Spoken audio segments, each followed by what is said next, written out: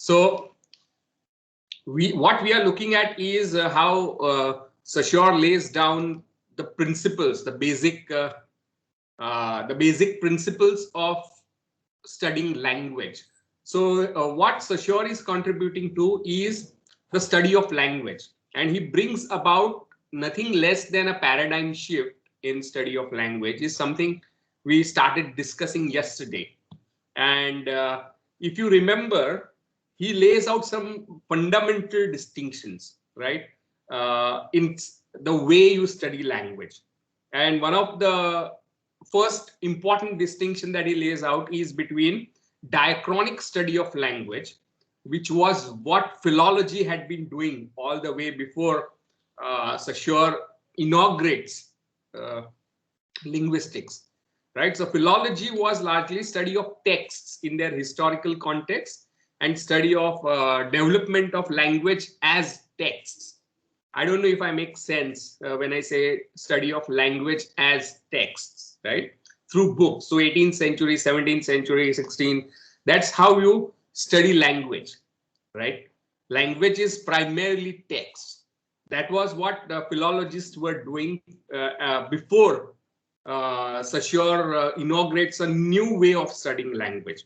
But in doing that, he also changes what do you study when you study language? What do you even mean by language is something that he completely shifts, right? So the object of study also is transformed, or there is a shift in the object of linguistics, what you study. And philology studied language as texts.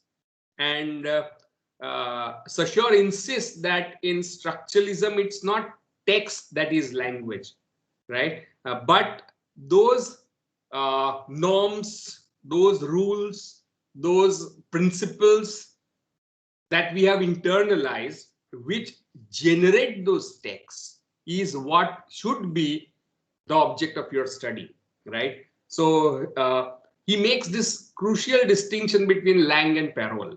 Parole means the words that we are using. Texts are basically paroles, right? They are words. So what should we be studying? Should we be studying these words when you study a language? To which Saussure says, no, words cannot be your primary objects of study. Your primary object of study is the internalization of rules, principles, conventions that produce these words, because of which you are able to understand what I'm saying, because you have internalized those rules, those conventions, those principles, and I have internalized them. That's why you can understand what I am saying. So what we should be studying is not words, but lang or language. And language is an abstract entity. Language, you cannot touch language, right? You don't, where is language? If I ask you in this classroom, where is language? Then you will point at words, right? Because language is abstract. It's intangible almost, right? It's not a thing, but it's more of a set of conventions, rules, codes that we have internalized, and that should be our object of study. And that internalized system of codes, conventions, rules, which we call language, is what is meant by structure here.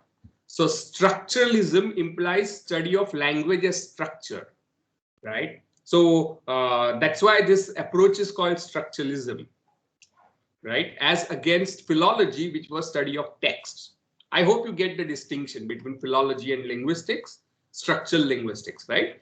So that is very important. We touched upon that last time in our class. And then we also looked at some other important distinction that it goes on to make, that in order to understand how language structures, then there are two sets of rules that are required for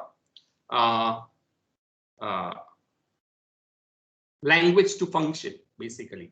One is you choose a set of texts.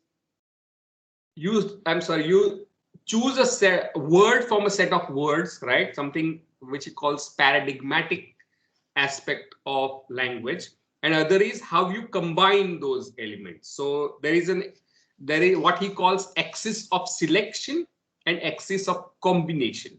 So axis of selection is the vertical axis, the paradigmatic axis, and axis of combination is the horizontal combination, which gives its linearity, right?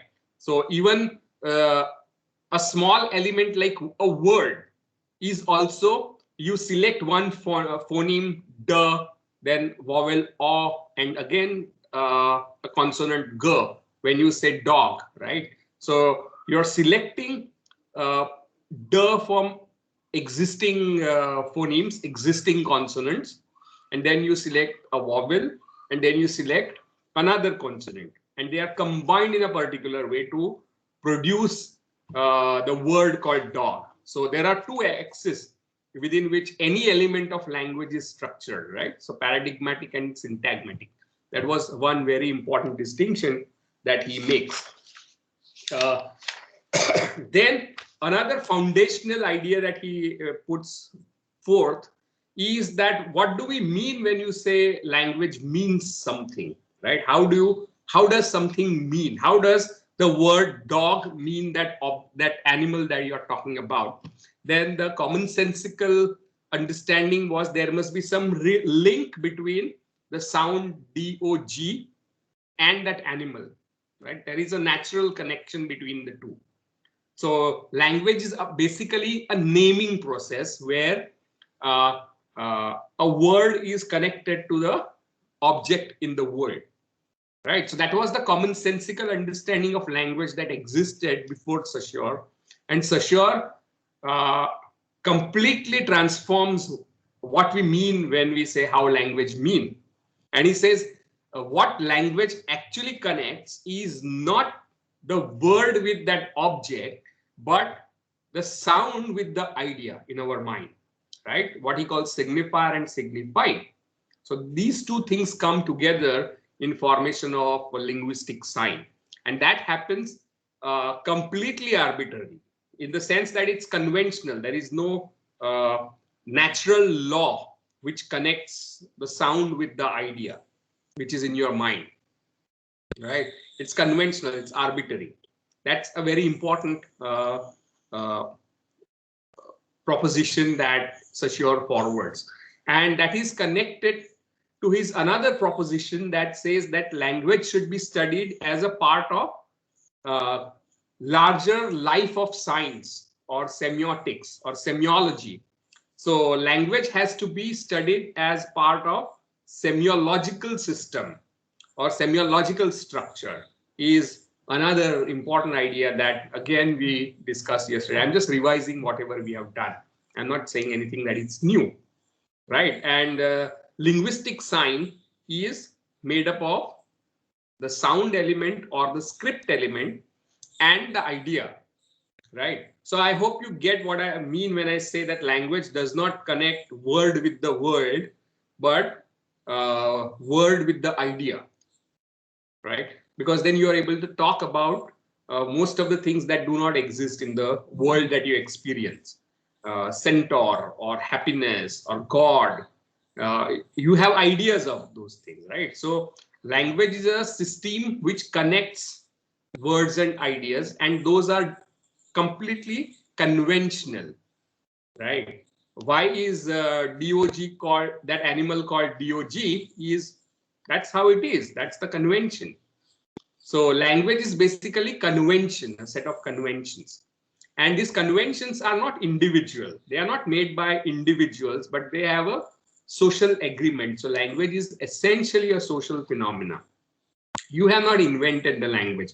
It is not your invention when you say DOG stands for an animal. It's a social convention, right? So these are some of the ideas that we discussed. Then we also discuss another important idea that all elements in the linguistic system are defined by its place in the system, right? What he calls value versus signification. Signification is how something means, and value is given by something by the place of that linguistic element in the system of language. All right. And we use the example of traffic signals to point out how red, green, and yellow, these three colors, get their value because of their place in the system called traffic signals. But their meaning is completely arbitrary. There is no reason why yellow should mean go slow, right? Yellow can as much mean fire, but no, that doesn't happen, right? So that's arbitrariness and difference. So yellow color in the traffic signal is understood not as a positive entity, but as something that is not as opposite of green and opposite of red, right? So that's the difference between value and significance that he talks about, and that is based on the idea of differences, right? And he goes on to argue that both signifiers and the signifieds, both the ideas in the mind as well as the words, are obey the rules of differentiation, that's difference, and arbitrariness. So these are some of the fundamental ideas that he lays out, which become cornerstone of structuralism. It transforms completely what we mean by human language and how human beings use language, right? The essay that you are studying is not an essay, actually it's a selection from his books, right? Where he has discussed how signifier on page 65, 66 onwards, he discusses the idea of value and significance at the level of signifier and at the level of signified. So when he means linguistic value from a conceptual viewpoint, it means from the point of view of signified, right? And he gives a very interesting example on page 66 about value and significance distinction. And he says that what do you mean by value? It can be understood in terms of difference, dissimilarity, as well as that of similarity. These are the two aspects of value, right? And he gives an example of currencies, right? And say, for example, you get bread for 40 rupees. So 40 rupees and bread are two dissimilar things, but there is an equivalence set up between these two. So the value of that bread is, if you want to exchange it, you will have to pay 40 rupees, right? So the value is determined in exchange of dissimilar things. At the same time, those 40 rupees are also connected to similar things within the system as well, right? Within currency system. Say, for example, half a dollar, 40 rupees is equal to half a dollar. So there is an equivalence in the dollar and the currency. And he goes on to argue that the existence of 40 rupees, right, does not have any positive value. What does he mean by that? By that, he means that, say, for example, you pay in a digital format, in a digital form, through your UPI or through Paytm, then the 40 rupees does not exist as paper, right? 40 rupees does not exist as coins, but coins, digital representation, and paper, these are three different things, but the value of it does not depend on what it is made up of. It may be made up of metal, it may be just a representation on your screen, digital representation, or it may be paper, but its value is the same. So that's what he goes on to argue, and then he compares how two languages, different languages, have a different system of values, and he gives example from Sanskrit, which he compares with French, that Sanskrit plural and French plural are not exact equivalents. So there is a lack of equivalence at the level of values. French plural does not have dual system. In Sanskrit is unique in the sense it has got three system numbers, right? One, singular, dual, and plural. Unlike, say, for example, Gujarati or English, they have only two numbers. I hope you get what I mean by numbers, right? Number system in a language, singular, plural, and dual in Sanskrit. So in Sanskrit, if you want to say two people are coming, then there is a different vibhakti given to it. Those who had Sanskrit in their schools may remember something vaguely of kind. But what he is saying is that each system has a different pattern of values, but signification can overlap at times. So that's what he goes on to point out. And same applies at the level of sound as well. For example, the sound D and the letter D are not, there is no natural connection between sound D and the letter D. It is arbitrary, right? So there is an arbitrariness involved in signification.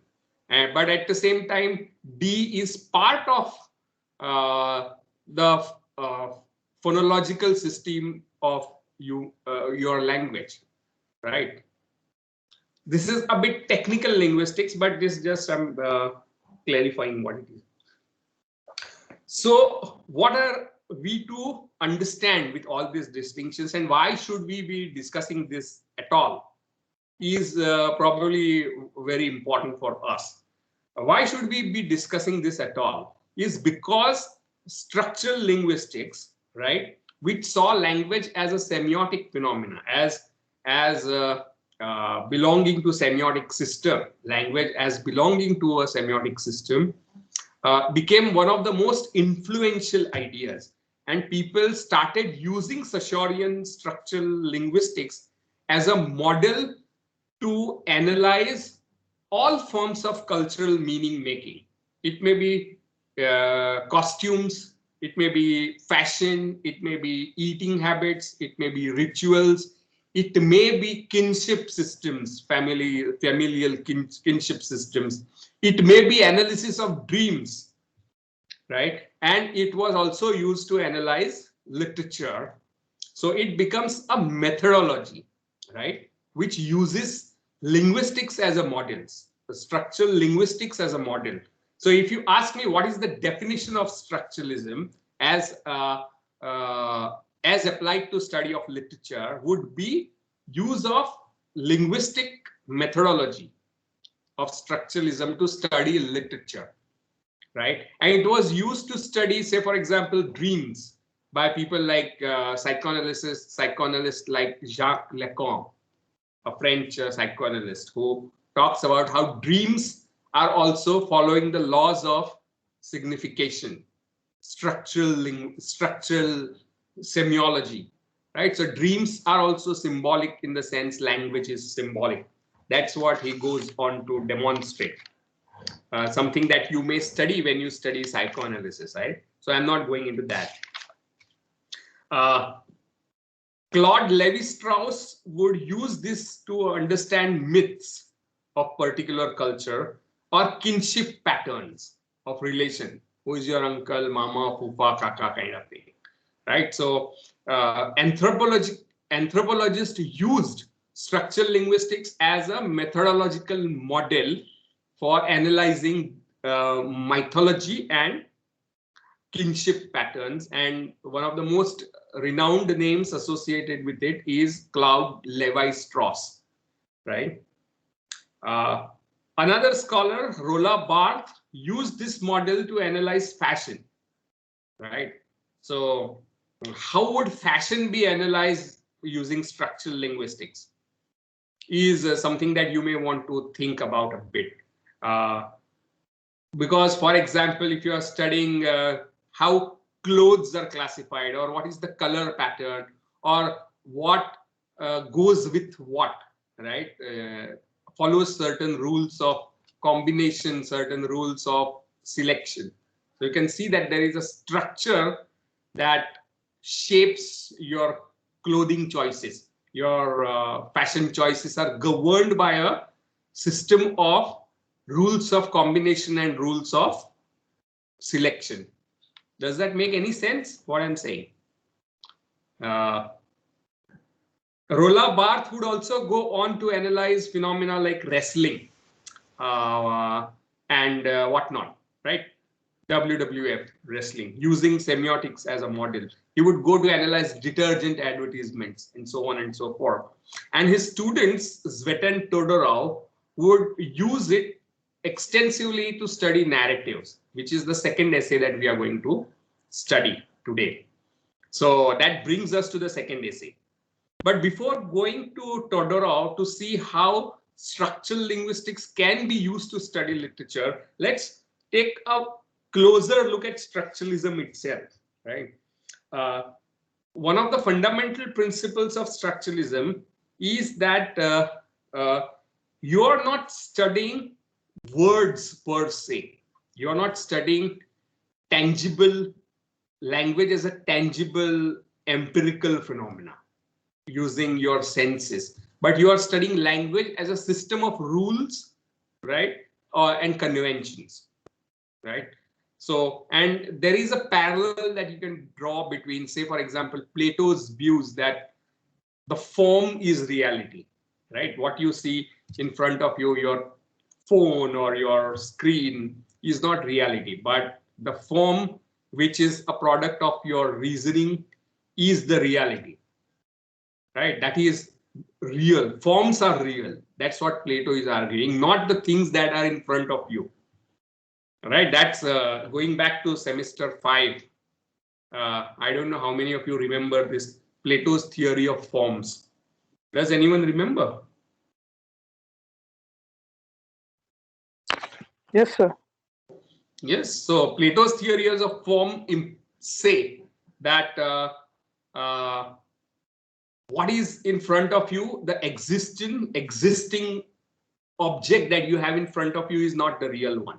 And he uses the allegory of cave, if you remember, right? And he talks about how those are shadows of real birds that you see on the wall in front of you. Human beings are tied facing the wall in a cave and light is coming from behind. That's a very famous myth of cave that Plato talks about. So you can see that there is something parallel to this happening in structuralism.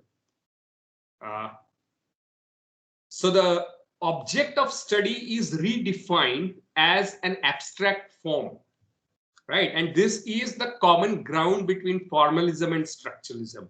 That and that's the reason why formalism and structuralism are slotted together very often in our unit as well, in our syllabus, because philologists would say that, look, we are studying text. Language is primarily words and text, paroles, right? And Saussure would say, no, what you study is not words, but the rules that produce that word, right? So he's shifting the object of study of language, right? Causing a kind of fundamental shift in what should linguistics study. And that's a revolutionary thing, to shift the object of your discipline, right? That's a phenomenal thing to do, that you are changing what you definition of object. And for that, you require a different methodology as well, because once the object of what you study changes, then how you study it also changes. So in order to do that, he makes these methodological distinctions like synchronic and diachronic, and signifier and signified, and syntagmatic and paradigmatic, and signifier and signified, and the principles of arbitrariness and principles of difference, right? So all these ideas are central to his methodology as well. So what Saussure has done is that he has transformed what you study when you study language, and he has also changed how you study it, right? And that is what we mean by the paradigm shift that Saussure has brought about.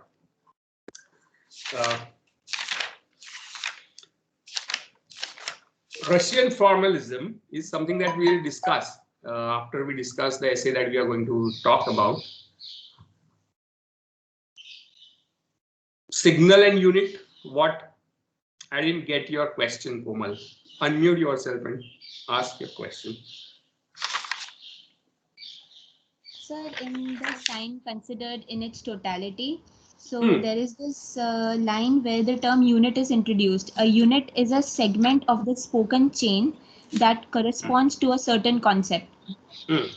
Both like are by word nature. dog, like word dog, right? It's a unit, right? But it's made up of other things like DOG, and it is also part of larger system of language, right? So linguistic sign is a totality in itself, but it's also part of a greater totality. And that is what we mean by structure. This relation, part whole relation, is what we mean by structure here, right? Does that clarify something? Yes, sir. And then the second one is the use of the word signal. Now I cannot find where I found it. No, it doesn't matter. See, Yeah. signal and signaled are the two words that are used. Signaled is signified and signal is signifier. Right? That's how they are translated. Actually, they are the French terms. I don't know how to pronounce it, but signifier and signified. Right? So signifier is what signals something, like the traffic signal. And signified is the meaning of it. Red color is the sign, signifier, signal, and stop is the signified, right? And put together it is one thing called sign, right? And that sign belongs to a larger system called traffic signaling system. Definition of that red color would be in contrast to yellow and green. So that's a differential structure. And the reason why red is connected to stop is arbitrary. It could mean anything. Red could also mean invitation to a wedding, but it doesn't mean that. So wedding saris are red, right? Nobody interprets it as stop for some reason. I don't say that you should, but what connects a sign with its meaning is arbitrary or conventional. Does that clarify? Yes, sir. It does. Okay. So what is happening here is the value. Again, if you have seen value as what is 400 rupees as value, then it's not paper, it's not metal, it's not digital representation of it in your Paytm wallet or UPI. It means its meaning is dependent on its place in the system, right? Currency system. I hope that clarifies things. These are very powerful ideas.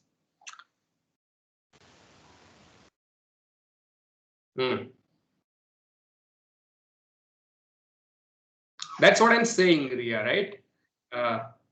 What does it? Okay, how language is termed as negative when signifier and signified are considered separately? I didn't get your question. Liberty, you can unmute. So actually, here is a line like in the ascent in the under the top under the heading the sign considered in its totality. Like in the second paragraph, first sentence, the statement that everything in language is negative is true only if the signified and the signifier are considered separately. So I couldn't. But yeah, so he's talking about first value and significance in terms of signifier, that it is material aspect. Signifier is the material aspect, right? You have to get that. That what you see, like color or sound, that is signifier. Then what is its conceptual element? That is the idea, right? So he looks at significance and difference in terms of concepts. And thirdly, he says he sees that as both these things belonging to a single unity called sign. So he says if you break down, then you can consider them as positive terms. Like per can be considered as a positive sound. आपको सुनाई तो देता है ना per? मैं बोल रहा हूँ. So that it is positive. But if you look at it as part of a system, then it is defined by not per. It is defined negatively within a system. So if you look at it in isolation, it looks as if it's positive. right? It creates an illusion of being positive, but it's actually part of a system which is defined by not poor. I hope I'm addressing, right? So if you break it down, then it looks as if it's positive term. That's what he says.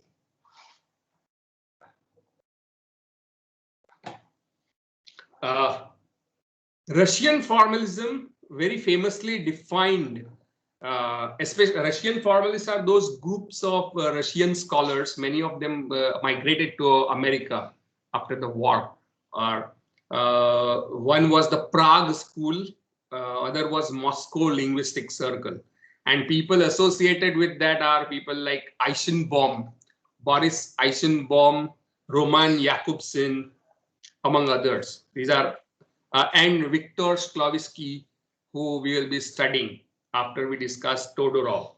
So these are the people associated with what is known as Russian formalism, and Eichenbaum would very famously define the object of study of literature. For example, he says that we don't study literature but literariness, right? What are those things which make literature literature is what we study.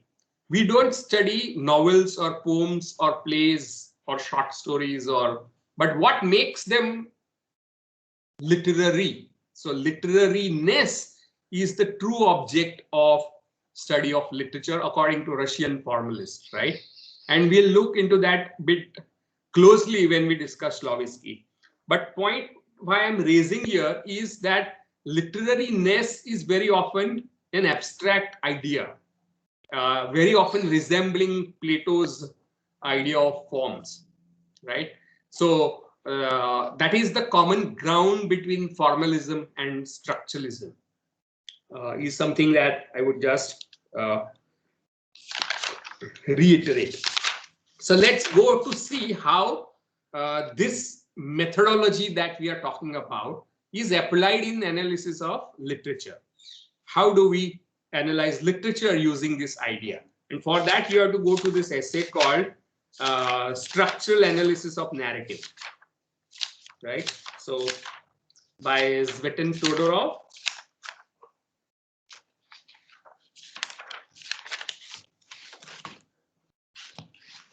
Right, and how can you use structuralism to study dreams or human unconscious behavior is what Jacques Lacan has done. So when you study psychoanalysis, you will come across Lacan. So I'm not going into that.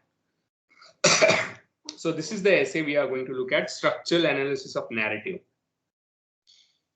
Right, and if you look at the title itself, then structural analysis of narrative, he clarifies what he means by that. And by narrative, you mean anything, right? Any story that you come across. Your dreams are narrative, a film is a narrative, a TV series is a narrative, a graphic novel is a narrative, novel is a narrative, short story is a narrative, and even poem is a narrative. Right, so narrative in that sense. So if you look at it, then he lays down some of basic ideas for structural analysis of narrative. How do you go about doing that? How do you analyze narrative in using structuralist linguistics? So you have to keep in mind, if somebody asks you what is structuralism, then you can say that any methodology which uses socio-structural linguistics to study any cultural phenomena. That is what we mean by structuralism, right? I hope I'm clear.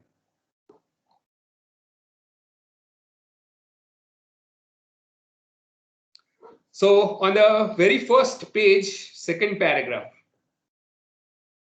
he talks about what it is, right? What is structural analysis? So he says that structural analysis does not study a text, right? So you can see the Saussurean distinction between Lang and Parole being used to analyze literature. So what you are studying is not a particular individual literary text, but what you are studying is the structure which produces that text, right? So he says that the work will be considered as manifestation of an abstract structure, merely one of its possible realization.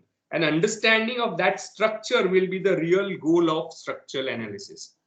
So just like Saussure says, what do you study? You don't study words, you don't study text, but those rules, regulations, conventions that produce those texts is what you study, right? Similarly, he is not studying those 4 short stories that he is going to talk about, right? That is not the primary object of his study. His primary objective of his object of his study is the structure which produces these short stories. Am I being clear? Anything that you would like to clarify about what I'm saying? So when you do structural analysis of a poem as a text is not the primary object. You are not studying a poem. You are studying the structure which produces that poem. How does that sound? This should be pretty clear for you. Only then you will grasp what we are doing. Is that clear?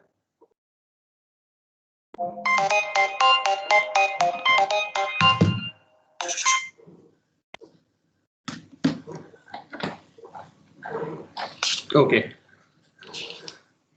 And he says that the term structure has a logical rather than spatial meaning. So structure does not mean the construction of this building, right? Structure means the logical formulation of rules and regulations and conventions, which is called structure. So you should know what is structure now.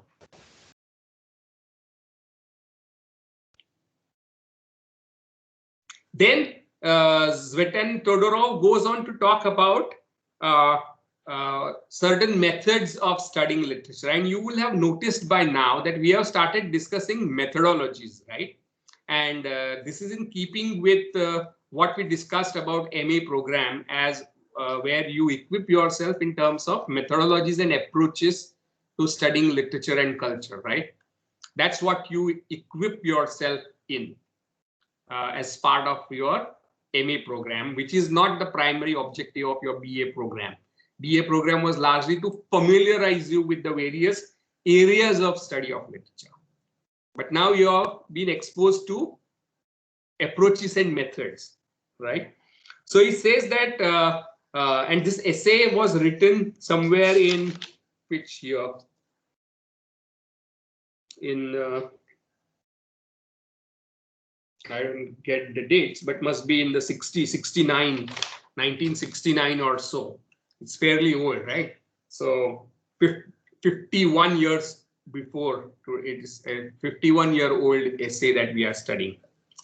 So he draws upon the existing methods and argues how his method is better than others in some way, right? And he says the already existing methods that he has are discussed by René Welleck and Austin Warren in their very famous book called Theory of Literature, right? So Theory of Literature was one of the most important books of its times, and it makes a distinction between internal approach to study of literary work and external study of literary work, intrinsic and extrinsic.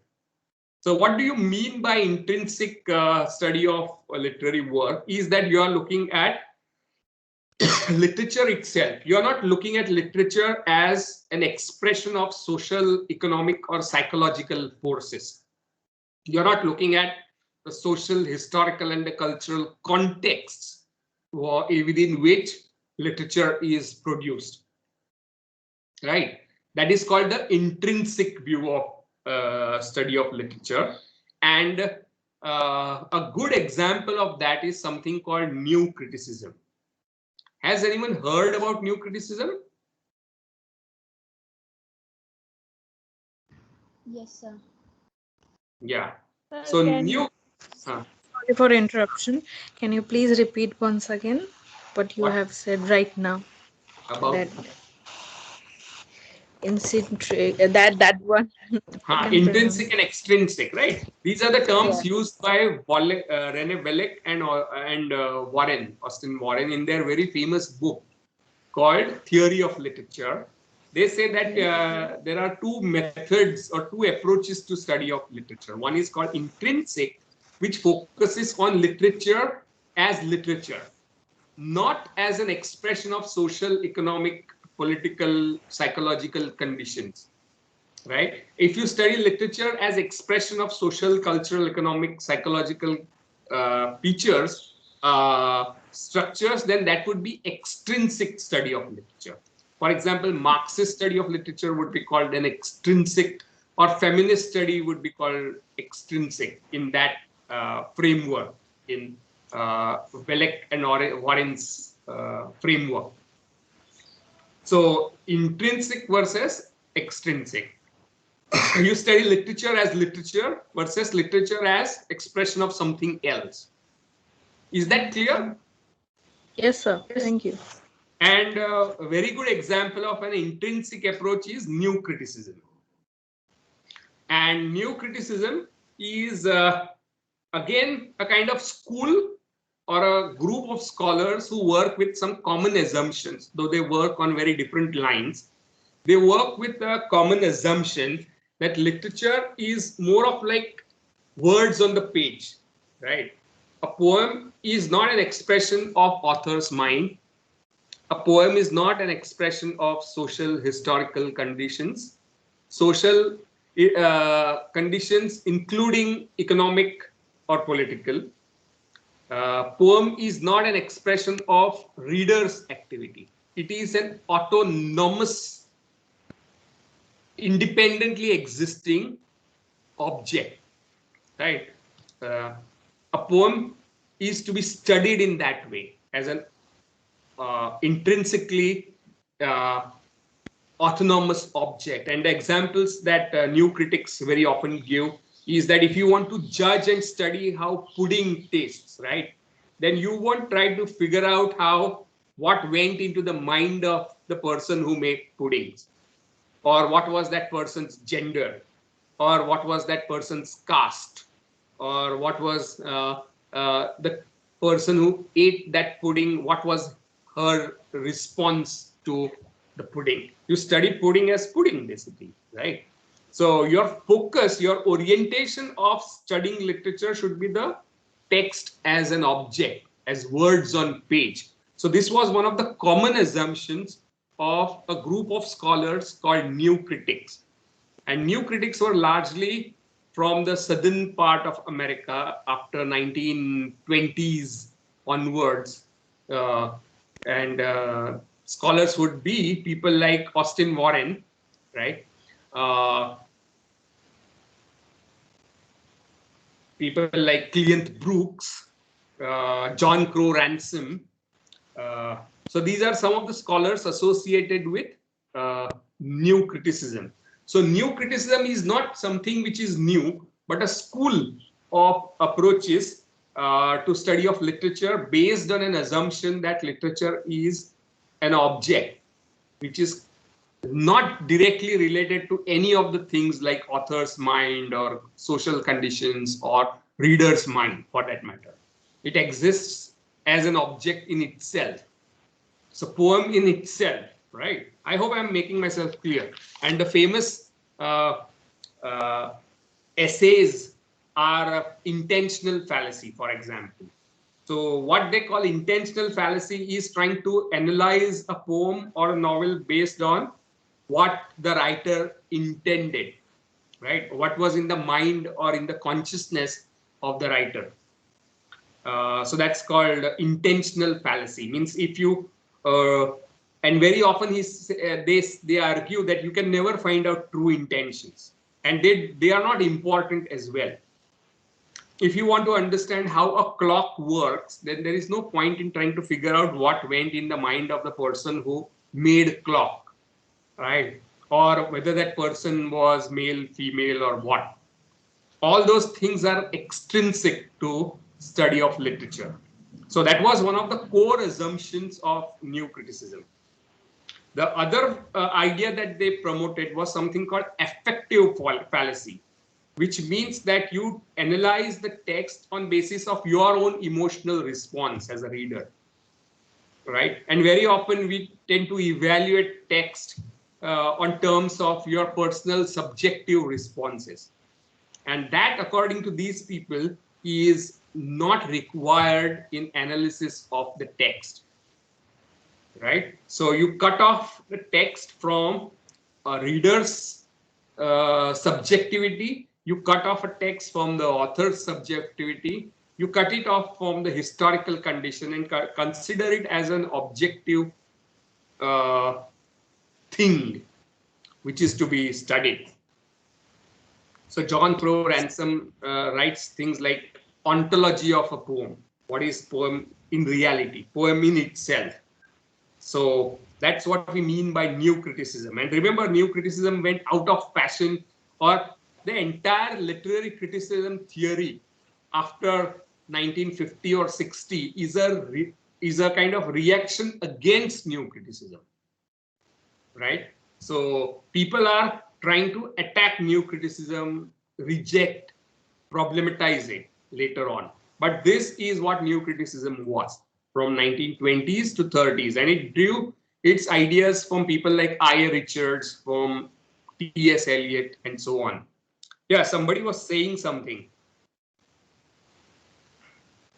Yes, sir. I just wanted to ask that the whole point of new criticism was that the school which was supporting art for art's sake.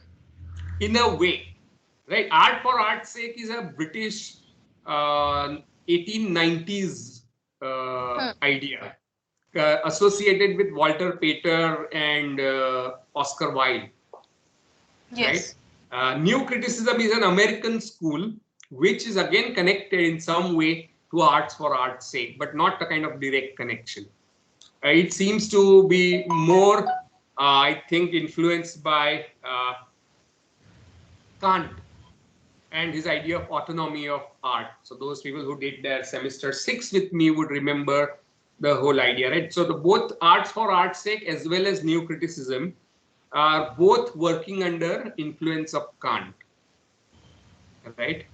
So this American school, Cleanth Brooks, John Crow Ransom, Alan Tate, Austin Warren, Monroe and Beardsley, these are two scholars who write this essay called Intentional Fallacy, right? Monroe and Beardsley. So these are a group of scholars, and all of them are coming from America, southern part of America, which was once a kind of agricultural, it was an agricultural kind of economy that prevailed.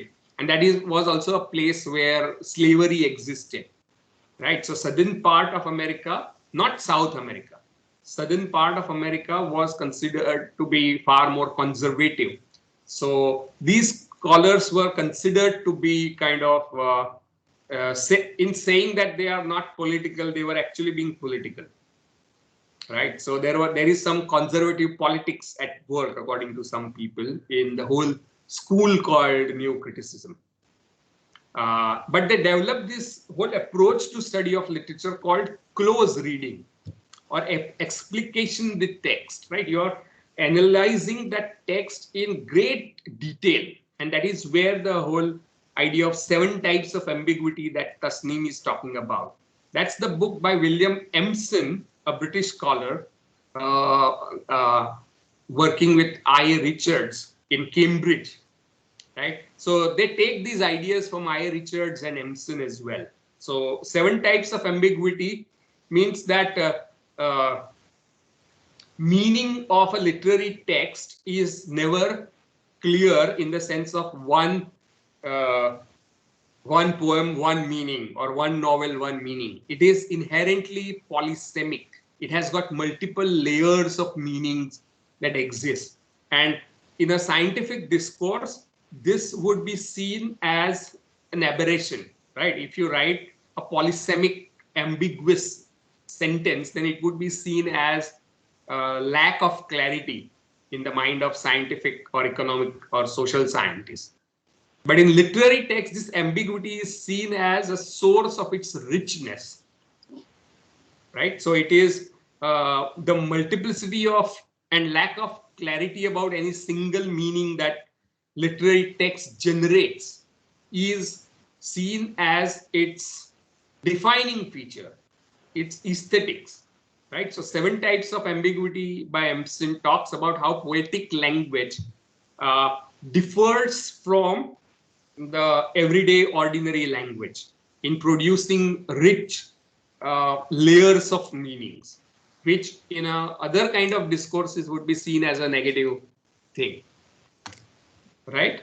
So these ideas are important to new criticism. Tasneem, does that help you?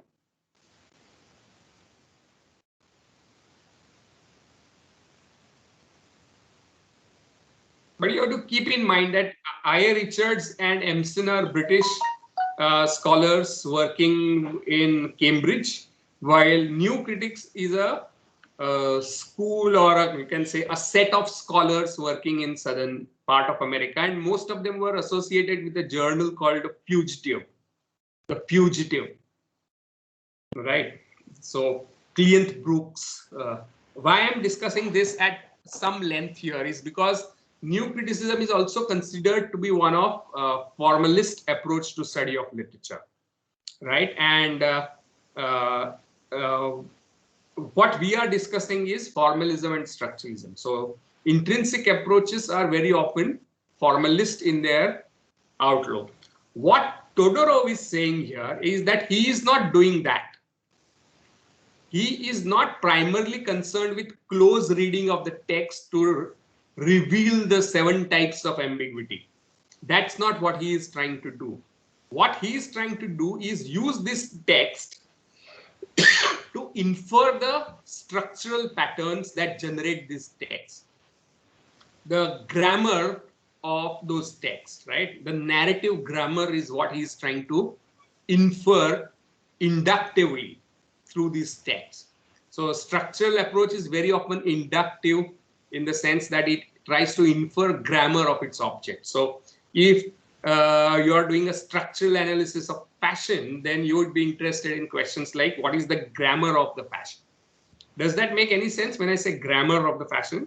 By grammar, we mean code and conventions and rules that generate particular text or particular word, right? So he is denying that he is working on the lines of new criticism, which for him is something like a description or a paraphrase of the text.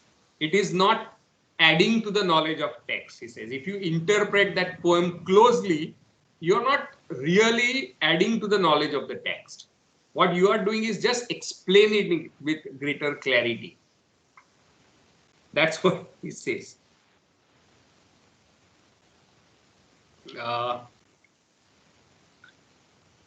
So in order to come, but his own approach is intrinsic, right? Though it is not like new critics, it is intrinsic. It is not extrinsic like Marxist or psychoanalytical or feminist view of literature. It is intrinsic because it studies literature as literature.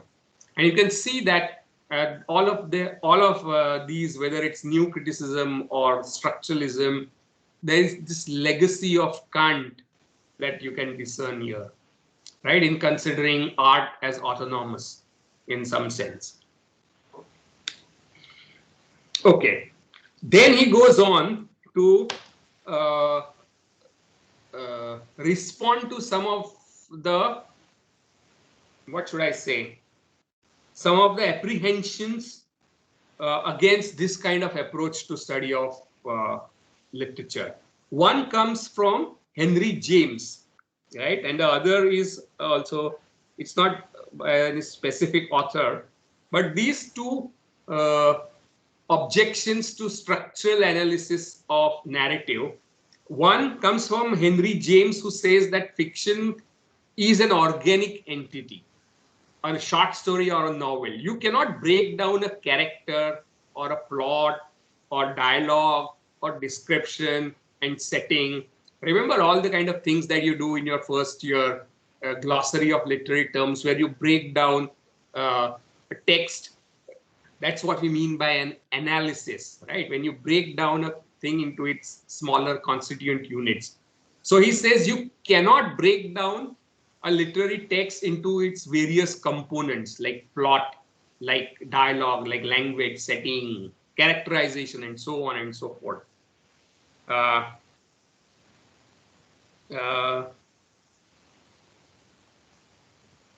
and second objection comes from people who say that you cannot have a scientific approach to study of literature. And structural linguistics is a scientific branch, right? It's a science of language, after all, linguistics is. So you cannot use scientific methodology to study cultural elements, because your responses to those objects are very often subjective, in the sense that you are talking about your personal responses, while science is very often concerned with objective truths and realities. Like remember Kant, we had this discussion in, when we discussed Kant. And so what he goes on to argue that you can break down a text in its various components. You can talk about a plot, you can talk about various setting, and its text is always analyzable. And secondly, even science is very often working on has some aspect of subjectivity, and even a personal, so-called personal impressionistic response to a work of art also has an element of objectivity. So you cannot be so reductive in subjective objective distinction, is what he points out. So these are the two of the objections that he anticipates in his method. So then what he does, that instead of, if text is analyzable, then he would like to focus only on one element of that text, and that is plot. So his essay that we are studying concerns with one element, and that is plot. And all of us are familiar with plot, right? And how plot is very important in Aristotelian discussion of literature, where plot is a defining feature of tragedy, right? Almost. And the term that Aristotle uses is poetics. So what Todorov does, that he also uses the same term, poetics, to describe his scientific approach to study of literature. So in some sense, he is continuing the Aristotelian tradition of poetics, right? Okay. So let's see how does he do it. This is the kind of background discussion to what he is planning to do. And then he goes on to show how it is done. So he selects 4 short stories randomly from a book called Decameron by Boccaccio. This is a very famous collection of short stories, 14th century collection of short stories, which was extremely influential in Europe. And it deeply influenced even Chaucer later on in English, right? So this Decameron is a collection of short stories where he selects these 4 short stories. In each short story, for example, let me read out one, so that I don't know whether I should read out the summaries of that. The first short story goes like this. A monk introduces a young girl into his cell, makes love to her. The abbot detects this misbehavior and plans to punish him severely. But the monk learns about abbot's discovery and lays a trap for him by leaving his cell. The abbot goes in and succumbs to the charms of the girl, and while monk tries his turn at watching. At the end, when abbot intends to punish him, the monk points out that he has just committed the same sin. Result, monk is not punished. Right, page 2102. Another short story. Isabetta, a young nun, is with her lover in the cell. Upon discovering this, the other nuns become jealous and go to wake up the abbess and have Isabetta punished. But the abbess was in bed with an abbot. Because she has to come out quickly, she puts the undershorts of the abbot on her head instead of her coif. Isabetta is led into church as abbesses begin to lecture her. Isabetta notices the garment on her head, the abbess' head, and she brings this evidence to everybody's attention and thus escapes punishment. That's the second short story.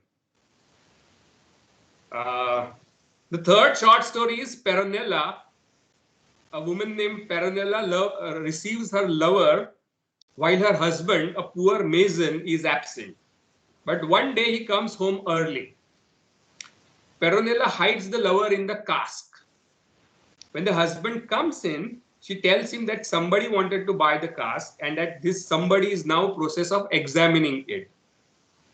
The husband believes her and is delighted with the sale. The lover pays and leaves with the cask. That's the third short story. And the last short story is a married woman meets her lover every night in the family's country house, where she is usually alone. But one night, the husband returns from the town. The lover has not come yet. He arrives a little later and knocks at the door.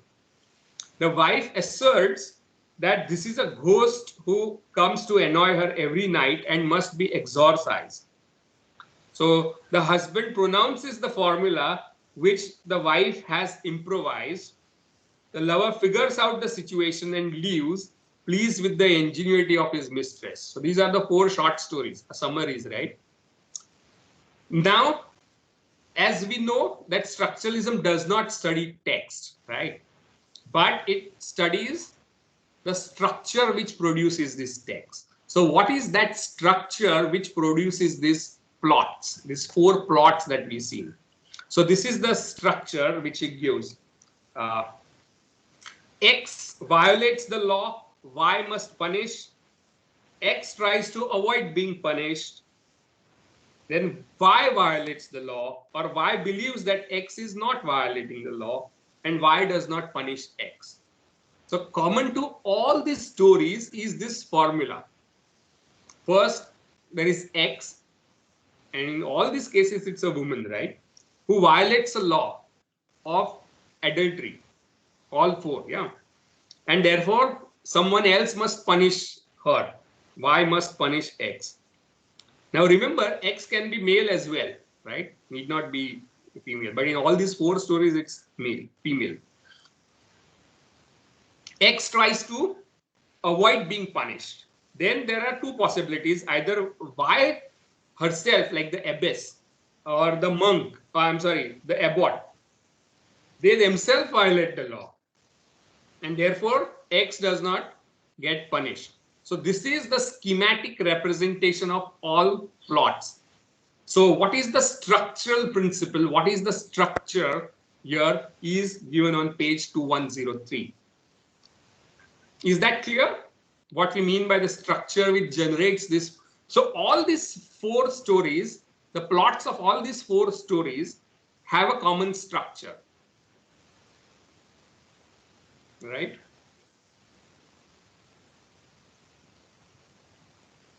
Then what are implications of this kind of analysis? Right? And you can see that he is not analyzing myth, symbolism, gender, theme. ऐसा कुछ भी नहीं कर रहा है वो. He is just analyzing the structural, and he points out that this X violates law, Y must punish X is like various elements of a sentence. So plot is like a sentence, grammatical sentence, which is made up of various clauses and phrases, right? So it is as if plot itself is a kind of sentence made up of various components of that sentence. That's the first thing that, which he says something which needs to be explored. And then he goes on to do that, and he coins a term called narratology to discuss structural analysis of narratives, right? You might have heard of this term narratology, which was coined by Todorov. Second thing that he points out, following the first implication, is that the agents X or Y, right, are like nouns, and the arrows that he shows is like verbs. X violates a law, therefore Y must punish X, therefore X tries to avoid being punished, therefore, and so on. There is a cause-effect relationship between these things, and X and Y are like nouns in a sentence. So what Todorov seems to be pointing out is that plot is like a sentence of grammar, right?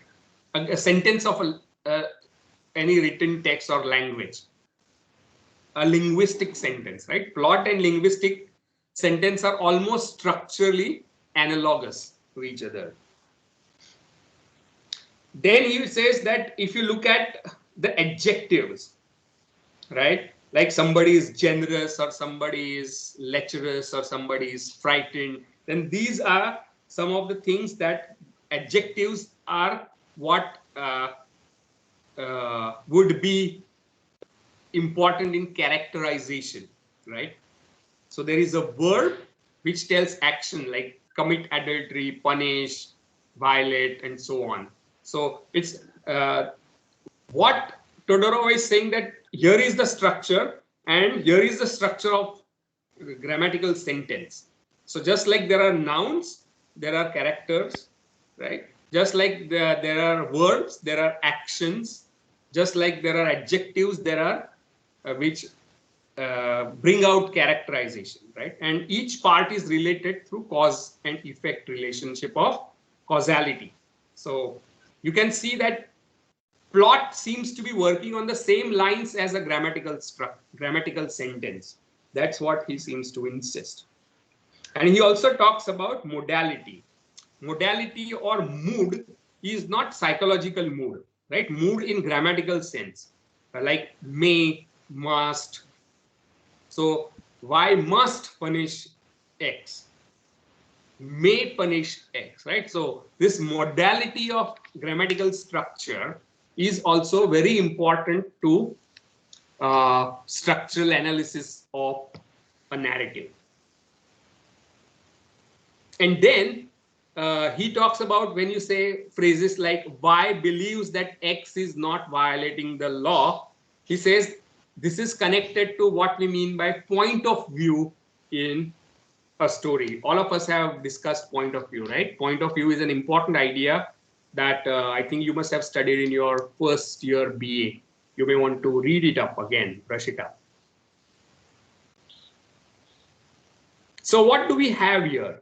So the sequence of these elements of the plot, right, are like sequences in a sentence. And you can see, again, going back to Saussure, this is the syntagmatic construction that we have. It's the syntax of the plot, right? So what Todorov is doing, he's describing the grammar of a narrative, right? Which is not to be confused with grammar of language, though both of these things are considered analogous, right?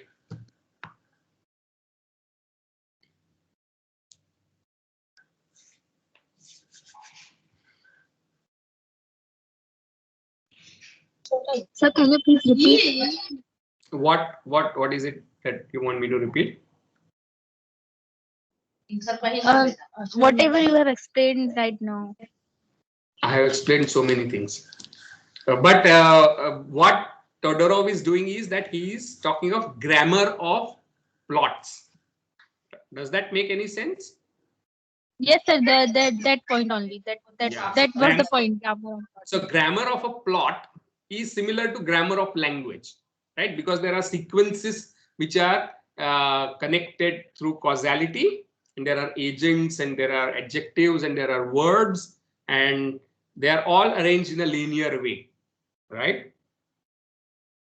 I don't know if you have the text in front of you just now, Ria. You can look up page 2103.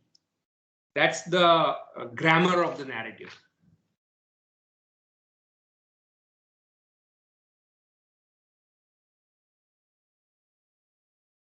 So what is the object of this? Yeah, go ahead. Sir, I want to ask, wait a second, sir. Actually, yeah, in this, where is my page? Wait a second, sir.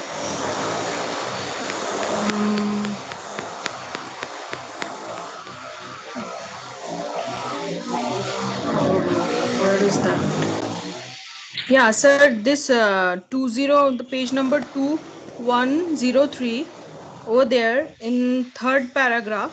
What is that? X violates a law, arrow, then Y must punish. What is that, sir? Can you explain What is that? it? Tell me. Did you hear the stories that I read out? Yeah, yeah. Right. For example, monk introduced. So monk violates the law of the abbey, right, or monastery, by having a girl in his room and having sex with her. Right. So X violates law. Y is the monk who is in charge, the abbot who is in charge of that monastery.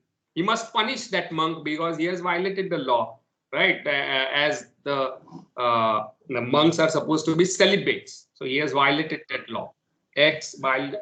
So Y must punish him. But later on, what happens? That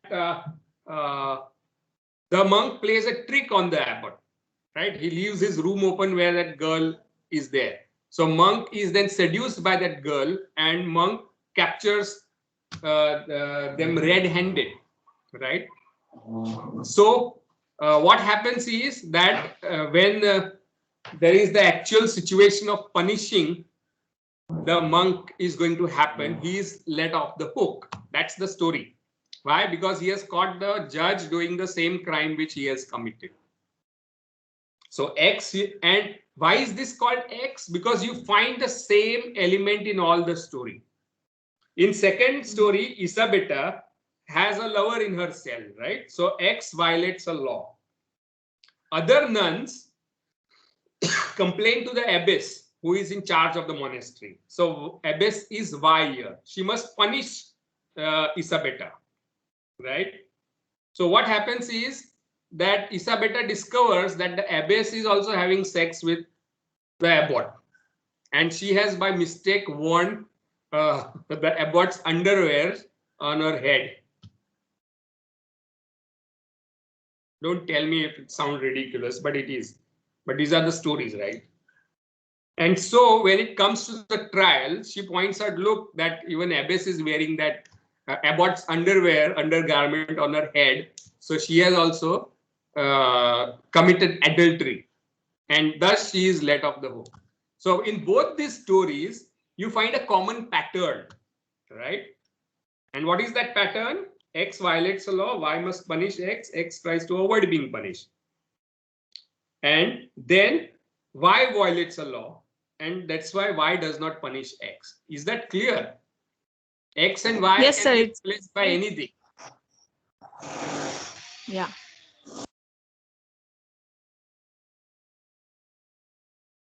What about a non-linear narrative, asks Komal. What about it?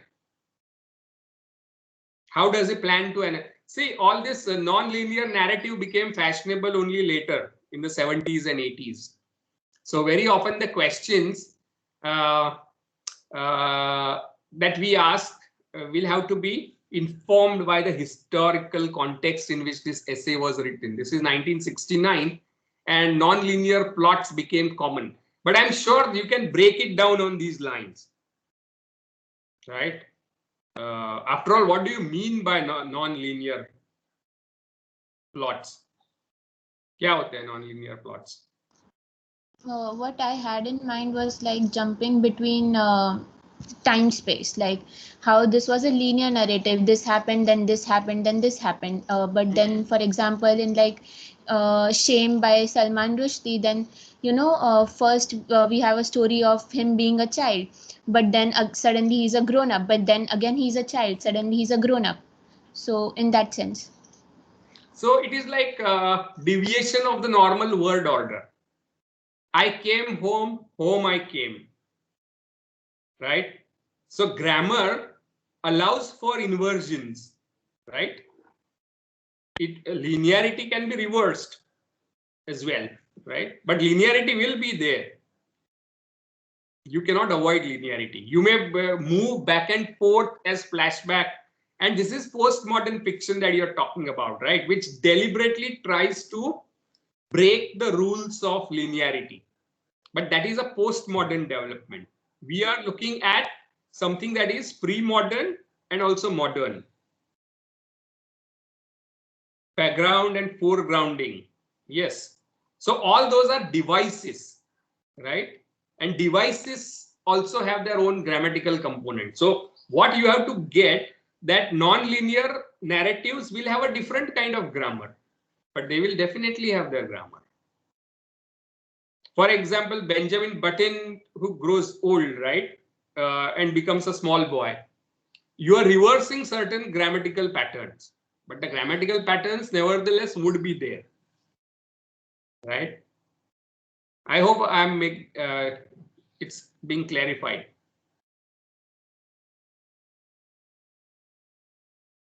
Right? They will be there. You may reverse them.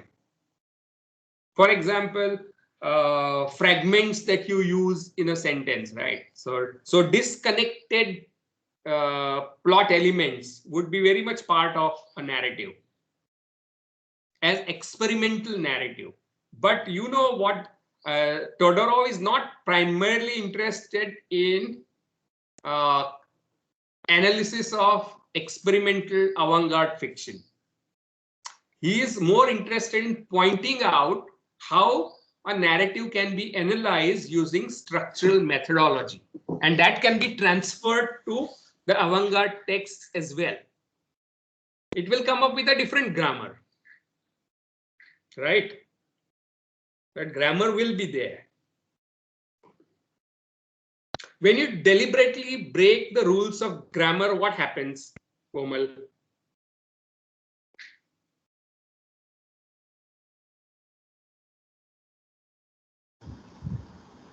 When I deliberately break the rules of grammar, it is like to move away from convention, and because it feels restricting.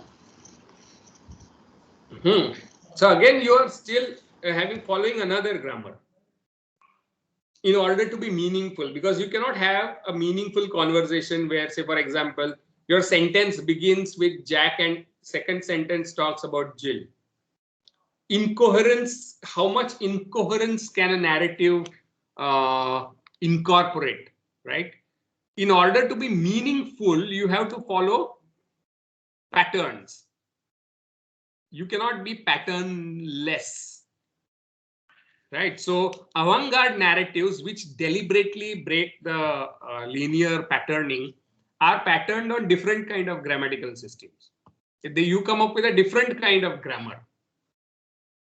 That's what you can think about. Right? But a good question, nevertheless. And he is not addressing that, right?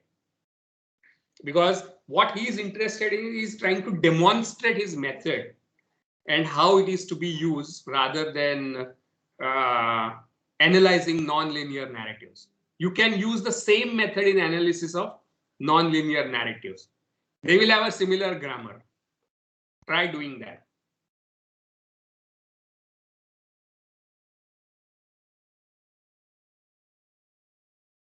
But is that clear?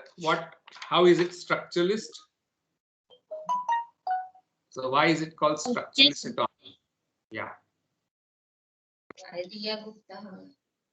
Pardon?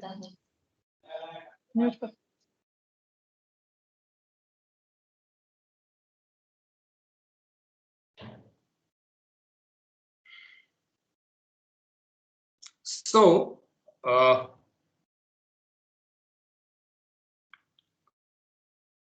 last paragraph, he quotes Freud, who says the important thing in a scientific work is not the nature of the facts with which which it is concerned, and that's the answer to Komal, right? But the rigor and the exactness of method, which is prior to the establishment of these facts, and the research of a synthesis as large as possible. So your text may have a different narrative pattern, different grammar, but the question is not what you study, whether it's an avant-garde text, non-linear, or is it a linear popular narrative. The question is that of how you are going to study and what you are studying. Right? You are not studying that text. You are studying the structure that produced that text. Right? Secondly, you are using the structural methods of syntagmatic and paradigmatic. And you might want to look at a book called Morphology of a Folk Tale by Vladimir Prop, which applies structural linguistics to analysis of folk tales. Right? There are many books that you will find about screenwriting or plot, which talks about basic kind of plot elements. Right? For example, a man creates a machine, or creates another hominoid, and that hominoid kills the man. Frankenstein story, and you can find that it's being repeated all over in science fiction, whether it is Matrix or it is Terminator or what. So the plot elements, you change what is X and Y, but the structural elements are similar. And the objective of structuralist analysis is to describe or come up with the grammar of narrative or grammar of the poem. By grammar, you don't mean grammar as Renan Martin grammar, right? But grammar, by grammar, you means the rules of selection, combination, and so on and so forth in descriptive sense. And you can also see that it's not evaluating which story is better than another story, right? It is descriptive. It tries to be scientific, right? And that is the hallmark of formalist approach, that it very often tries to be scientific. So it is often accused of being scienticism or scientist. I don't know the term, but scienticism is the term that you use, where you apply the rules of natural science to social phenomena, right? Positivism, for example. So Russian formalism, as well as Todorov's structural analysis, very often tries to become scientific, is another property that we should, of structuralist criticism, that we should keep in mind.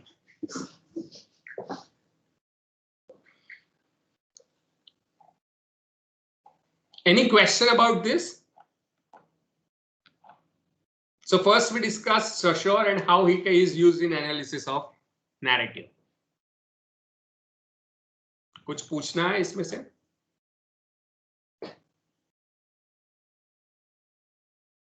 What we'll do is that once we are through with discussing all these essays, we'll have an extended doubt session where you are supposed to read everything and come with specific queries, so we can address your problems on particular page that you have, right?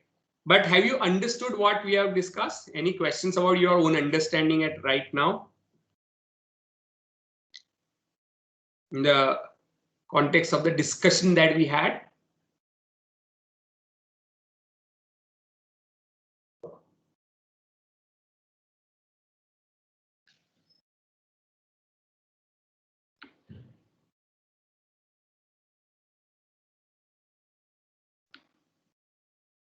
Sir, I think once we go back and read the essays, we will come across our doubts. Right, that's fine. But till now, what we discussed in the class, anything regarding that you want to ask? Sir, I'm trying to form a question. Yeah, go ahead. I want to understand, like, is there any direct connection between what Saussure said, like a connection between signifier and signified with what Todorov is saying? Like, is there a connection between how, like, we studied that what Todorov is trying to say, that there are particular, what can I say, uh, two or three basic structures of plots, which uh, carry us over to another plot structure, a plot part. So, is there any connection between signifier and signified with that? Good question. Actually, he is not invoking semiology here, right? So he's not going into semiotics of it so much. He's more interested in the structural principles of the narrative, the grammar of the narrative here. So by grammar, you also mean fixed number of rules that generate any number of articulations. And I don't know if you have studied linguistics. Anybody has studied linguistics? There is something called transformative generative grammar that Chomsky talks about. And what he says that language is a fixed set of rules from which you create any number of articulations, right? So that's the formula that you found here, right? Page number 2103, you can replace X with anything else, right? You may introduce some person, and law can be any other law, and then Y can be any other person, right? And you can generate any number of stories by looking at this grammar. So just as you learn the grammar, you can produce a lot of infinite number of sentences, right? That's what Chomsky says. That's how plot grammar can generate any number of stories. He is not invoking semiology here.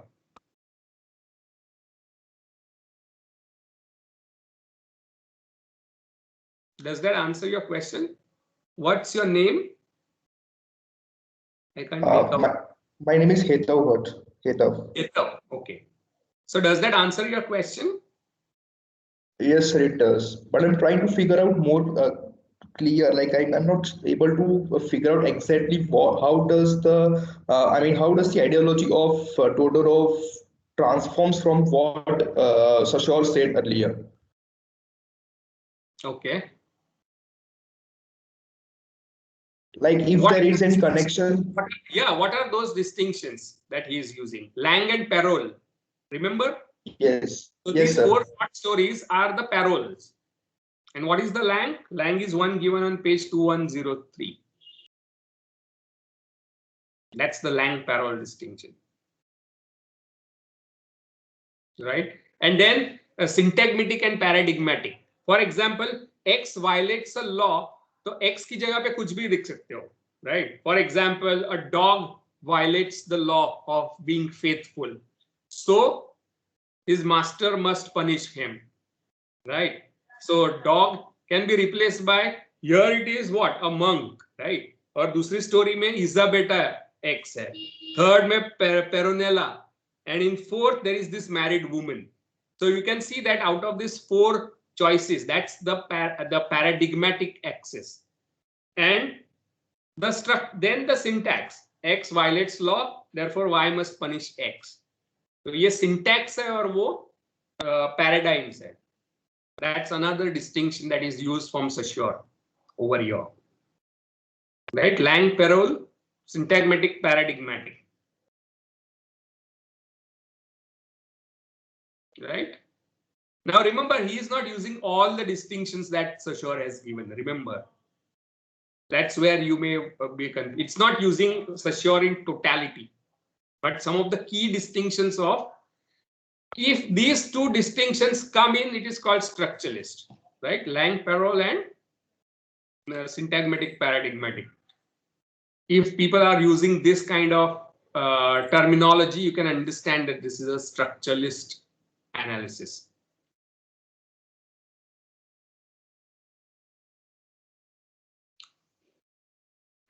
Does that help you to have more clarity, Heta?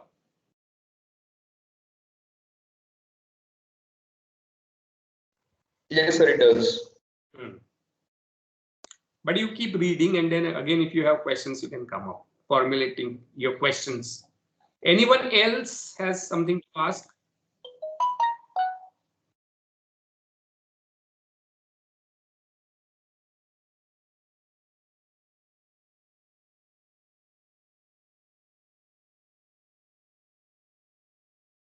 People who are awake.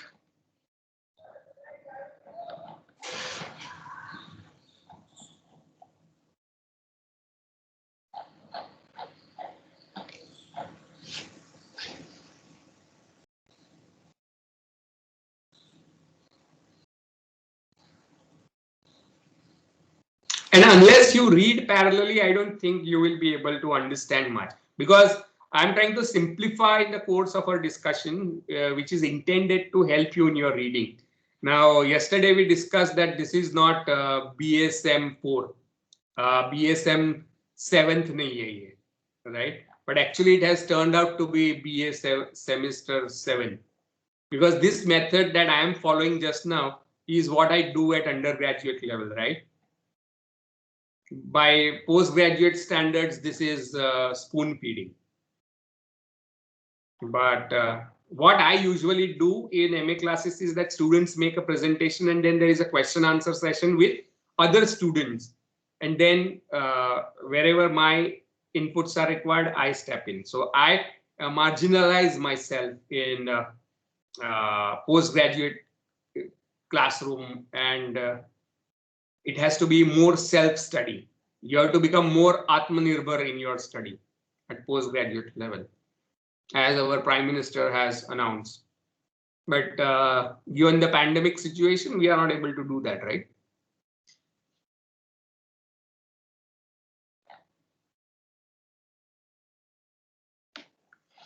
Okay, so if you don't have any questions, we'll meet tomorrow.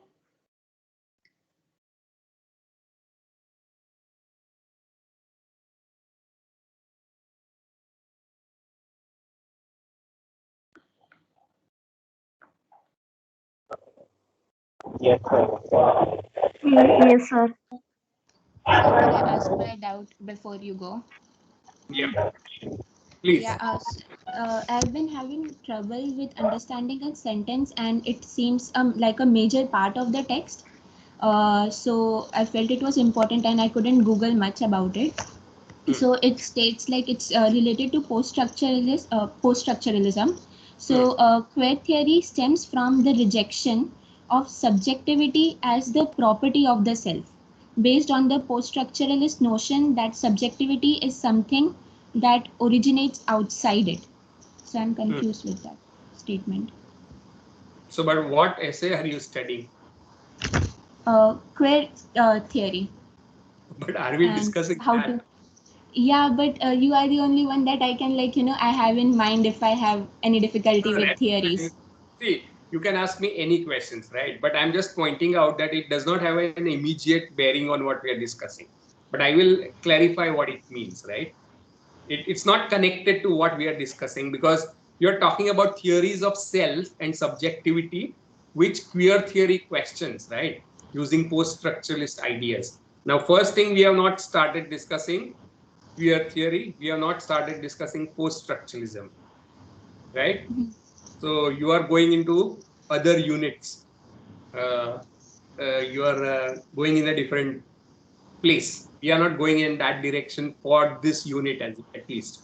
First thing. Yeah, sir, Second that's thing, why. Oh, sorry. right. So you are talking about unit 3, unit 4 ऐसे कुछ बात कर रहे हो. यहाँ पे feminism आएगा, gender आएगा, which is not part of the syllabus I am looking at. But what it means basically is that it's structuralism and post-structuralism has its applications in theories of self and subjectivity as well, right? And I mentioned Jacques Lacan, right? And I don't know if you are studying mirror stage here. Let me see. Yeah, you are studying that. So unit 3, when you start, there is an essay by Jacques Lacan, which talks about how human beings get the sense of who they are, right? And he's using Freudian principles about development of self-identity. And he's questioning the idea that we get a sense of who we are as an autonomous self, right, through some inward development. That does not happen. We define ourselves in contrast to other positions, like even our, related to what Sashur has said about phonemes or elements of language, right? P does not have P seems to have positive content, but it is actually something which is not, it is understood in contrast to what it is not, non-P. That this difference is producing this illusion of positive presence, right? So what Lacan is arguing is that similarly, human self is also not positive. We define ourselves in terms of negations and misrecognitions. That's another term that he uses. That when you look into mirror for the first time, you think that is who you are, but that is not you. That is your reflection in the mirror. We think that is who you are, but that is outside of you, right? So we get our sense of autonomous positive presence through the illusion which is produced by linguistic system. But actually there is absence of that selfhood in formation of your identity, right? Mirror stage as a formative function of the I, as revealed in psychoanalytic experience. That's the essay you will be studying in your third unit, right? So you can discuss that with your teacher at length, but right now I'm just throwing light on your question. So what queer theory does is use these ideas to question the ideas of gender, that there is no such thing like positive gender, like essential positive masculinity. Masculinity is defined very often in contrast to everything that is considered to be non-masculine, and the other way around, right? So there is no such thing like positive femininity, but femininity is something that is defined as opposite of non-femininity, right? I hope I'm relating it to Saussure so that you have better understanding. So queer theorists question this idea of gender as a positive, essential, natural entity, right? To point out that it's a product of linguistic semiotic systems that you inhabit as a human being. So when somebody's boy, then the doctor says here he's a boy, and that boy becomes part of that system of masculinities and feminities that are culturally constructed, right? And human being tries to struggle to fit into these categories which are produced by the culture, right? So that's what your sentence meant. I'm just talking about it from structuralist perspective here, so that you are able to see connections between this and the other things that you're talking about. In your unit 4, you will talk about Judith Butler and imitation and gender subordination, where she talks about how gender is a kind of performance given by cultural scripts that you are supposed to perform being male or female, masculine or feminine. So gender is basically not biological or natural. Sex is biological, right? But gender is part of the cultural constructs and systems, which are semiological, semiotic.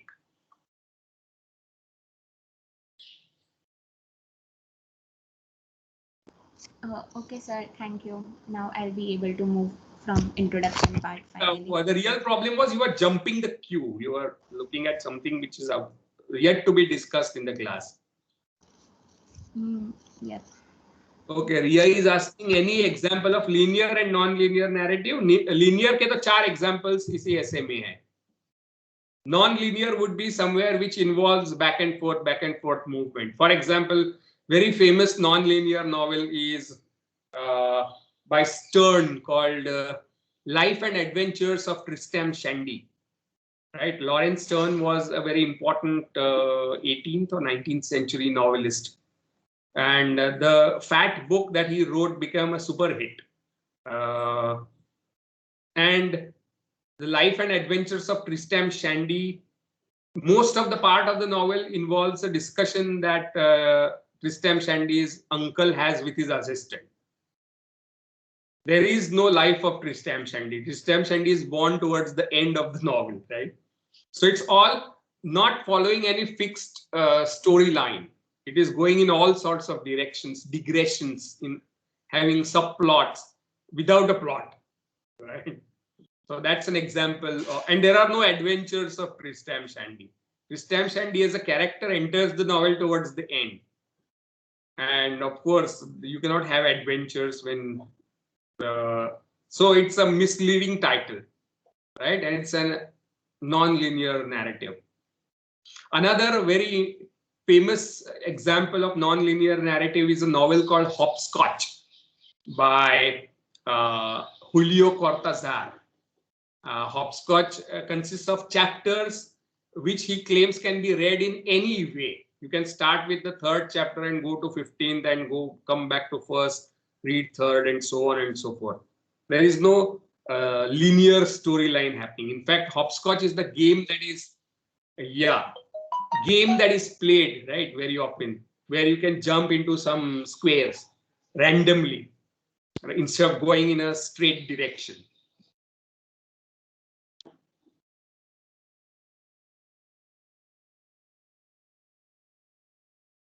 Thank you, sir. Yes. Anything else? Sir, once again, it is Hetav, but I am trying to form another question. So, in the examples which are given in this narrative theory, so it's like X violates the law and Y must punish X. These are the very basic generalized plots, right? So these generalized plots can be formed from any particular stories, right? And any different stories, right? So is there any way that while we apply this theory onto different stories, there can be something similar patterns which we can form? Yeah, and that is the project of narratology, right? You examine more stories and come up with more, and very often more basic patterns of plot, for example, right? So you study 100 instead of 4. You can take randomly select any short story from anywhere and come up with your grammar. It is like how do you come up with grammar of an unknown language, right? For example, you can come up with grammar of completely unknown languages as well by just looking at it.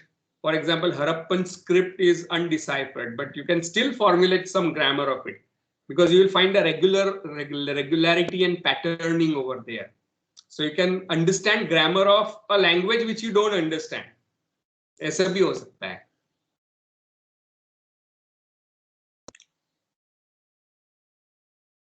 It's a method, right? And what you are studying is also an object. Your object is grammar. So these people apply it to, say, for example, fashion as well. Structuralists would apply to, and Vladimir Prop applies it to folk tales, Russian folk tales, and he comes up with basic patterns of folk tales, the grammar of folk tale, which he calls the morphology of folk tale. So that is structuralist approach to folk tales.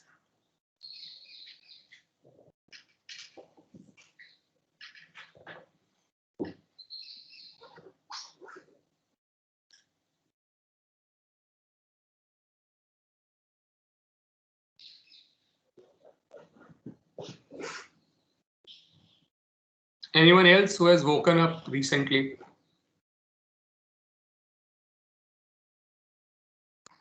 Or anybody who has been listening and not being able to figure out something in the discussion?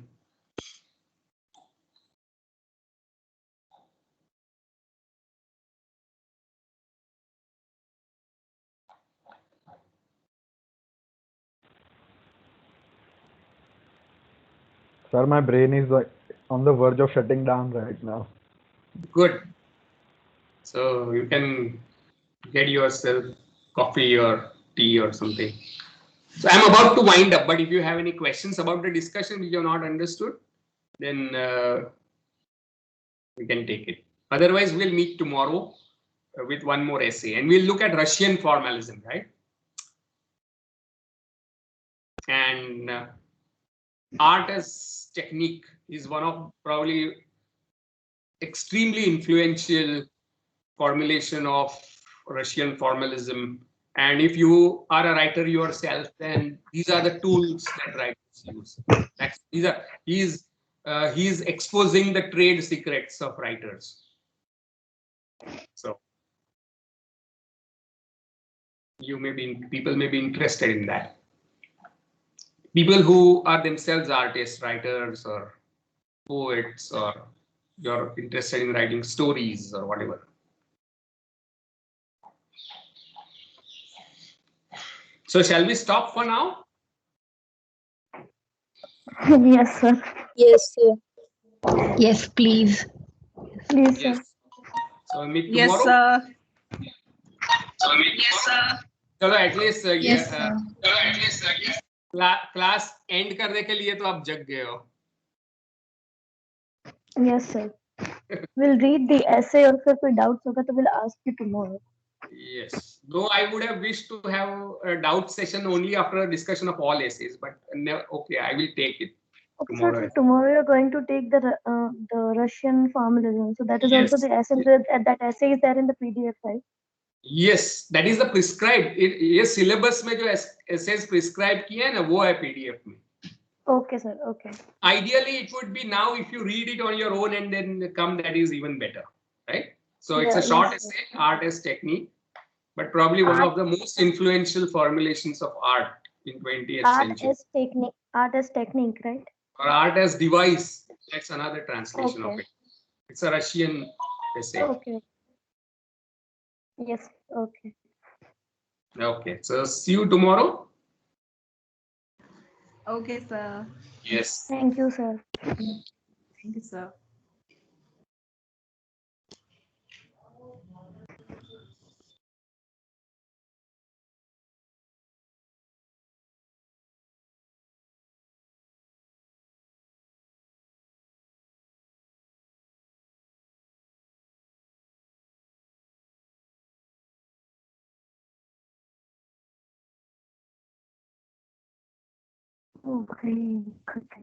Okay, I request everyone to please leave so that like we can have the recording, okay?